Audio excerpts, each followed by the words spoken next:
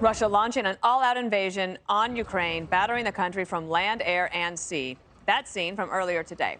Vladimir Putin ordering airstrikes on cities and military bases, sending in tanks and troops from 3 different directions.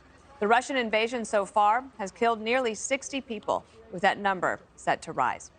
And a U.S. official warning Russia's goal is to decapitate the Ukrainian government and says what we are seeing now is the first strike of many to come. The Ukrainians are fighting back. Trey Yinks is reporting live from the Ukrainian capital of Kyiv. Good morning. Dana, good afternoon. The Russian offensive against Ukraine continues at this hour. We are seeing reports of renewed fighting and clashes in a number of different locations. Today, just outside the capital of Kyiv, there was a back and forth between Russian and Ukrainian forces. The Russians brought in attack helicopters, taking over a strategic airfield. We are learning this evening, according to the Ukrainian Ministry of Defense, that airfield has been recaptured by Ukrainian forces. That was not the case in other parts of the country, including the north, where in the Chernobyl region, Russian troops crossed over from Belarus, and they were able to advance against Ukrainian forces and take over that position. In the eastern part of the country, there is still fighting, but it is in different pockets across the Donetsk and Luhansk regions. These are the separatist-controlled areas of eastern Ukraine that were used as part of this offensive as President Putin ordered an invasion across the entire country. And then in the south, Russian forces worked their way up through Crimea, trying to make basically what will look like a land bridge so that they can hit the capital of Kyiv from a number of different angles if they do indeed launch that larger invasion to try to basically take the capital and make sure that it does not have any support from the other Ukrainian troops who are still operating within the country. Dana? Trey, we have some questions for you. And we know you've been working all day under very trying conditions, so we thank you for being with us on the 5. I'll kick it over to Jesse Waters first. Hey, Trey. The vibe right now in the Capitol, it's got to be like being at the Alamo. You know you're going to be surrounded and you're outnumbered. What are people thinking? How are they feeling? Do people regret not leaving soon enough? Take us through it. We learned today from the Interior Minister that more than 10,000 weapons were given out to civilians who have pledged to stay here and fight. There's a real understanding that if these Russian forces are able to choke off the Ukrainian capital, as they are suspected to do in the coming days, this will turn into a more urban warfare situation, and you will see Ukrainian forces in somewhat of a guerrilla warfare format because they will have to try to protect the capital and the head of government. The concern that the Ukrainian military has at this hour is that what we saw last night and throughout the day today, the air raid sirens and strikes not only on the capital of Ukraine, but also the second largest city, Kharkiv, and other major Ukrainian cities and population centers, is that they could launch more waves of attacks, and it would ultimately overwhelm the forces that are outside in these different military locations. So if the fight does come into the city, it will look very different. It will be far bloodier, and that death toll will certainly rise. Jesse? Geraldo? Trey, great job. Very courageous. You and the rest of our mates over there. Wish I was standing shoulder to shoulder with you. You're experienced enough to get the vibe. Are the Ukrainians determined to fight this out? Are they going to fight to the death? Are they really going to, put it all out there right now? Or will they fold in the face of the overwhelming superiority of Russian arms? They are determined to fight it out, but we are getting some new information this hour that's really important when you think about their chances fighting the Russian military. Ukraine's armed forces believe that more than 60 Russian tactical battalion groups have been used in this fight so far. We're talking about 30,000 to 60,000 troops. Remember, there are nearly 200,000 Russian soldiers along Ukraine's border. So even if they take heavy losses in a more urban environment, or if some of these reports that we are seeing from the eastern part of Ukraine of these Javelin anti-tank missiles actually doing their job and stopping these battalions from getting closer to the larger population centers, it still might not be enough. It may be too little, too late in terms of the weaponry that the Ukrainian forces have.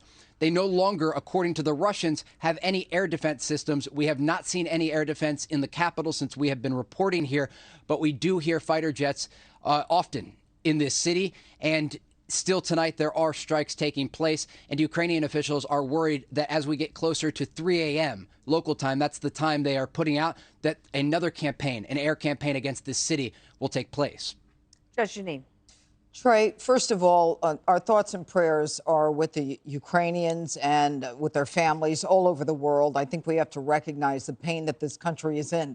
But given what you've said about arming the citizenry, do the people in Ukraine understand that ultimately it doesn't seem like the cavalry's coming in to save them, that they are literally at war with an aggressor who has done this in front of the whole world?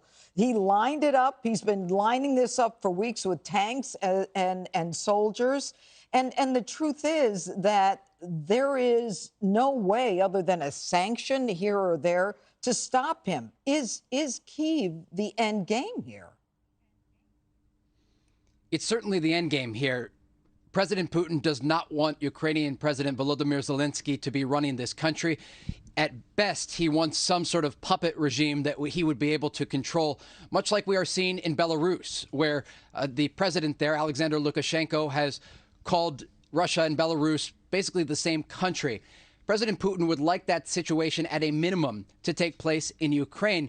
What's interesting, though, when you talk to the civilians here who have pledged to stay and fight, they understand just how gruesome and violent this war could be. Already, the death toll is rising, and some of the images that we are seeing from the fighting in the eastern part of the country, and even some of the strikes and missile strikes that took place in and around larger population centers, it's quite gruesome.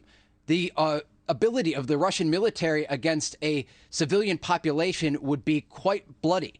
And so while there is this patriotic push for Ukrainians to say we will stay and fight and protect our homeland, it is going to be very, very difficult to do so when there are Russian tanks in the streets. But make no mistake, these civilians that we talk to, and even the soldiers who have been called up from reserve forces, say they will stay and they will fight and they are willing to die for their country. And we have heard that message again and again, not only here in the capital, but also when we were visiting the front lines in the eastern part of Ukraine. Will Kane. Trey, just to get a sense of that resistance, you've been covering this wonderfully all week long. We saw you embedded with those forces in the east when you were taking fire. I'm curious, have you managed to stay in communication with those forces in the east? Do you know what the resistance is like, how quickly the Russians are moving, what kind of casualties even from where you were earlier in the week? We understand there are a lot of casualties in the east. The Russians used those Russian-backed separatists to move up those lines very quickly. And from what we saw out on the front, they were literally in trenches. In terms of the ability of a Russian airstrike from a fighter jet to target someone like this in a trench, they have very limited places to go. And it looks like that on a lot of the Ukrainian front. Remember, that line of contact has been there since 2015 when there was a peace agreement cut between the Russian-backed separatists and the Ukrainians. Still a bloody conflict with nearly 14,000 deaths since it began in 2014. But we do fear some of those people that we were with over the weekend may be injured or killed, given the fact that this offensive has moved so quickly and the Russian air power has been quite significant. We are talking about not only fighter jets targeting different locations, cruise missiles, ballistic missiles, and those ground forces. Again, the Ukrainians are putting up a fight, and they have hit a number of these battalions that are coming in across the border using anti-tank missiles and other weaponry.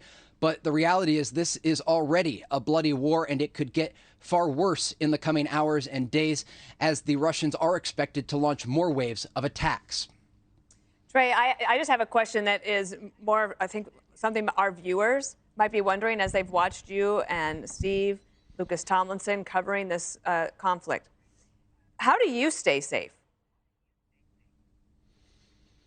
I mean, look, Fox is built by people who used to be field producers. And so the executives at this company understand the importance of getting into the field, but also staying safe in the field. So we have a massive team working with us, not only here in the capital, but we have 4 teams on the ground in Ukraine right now. and everything is very calculated. We have safety plans in place, and we execute those plans each and every day, and we did last night when this massive invasion started.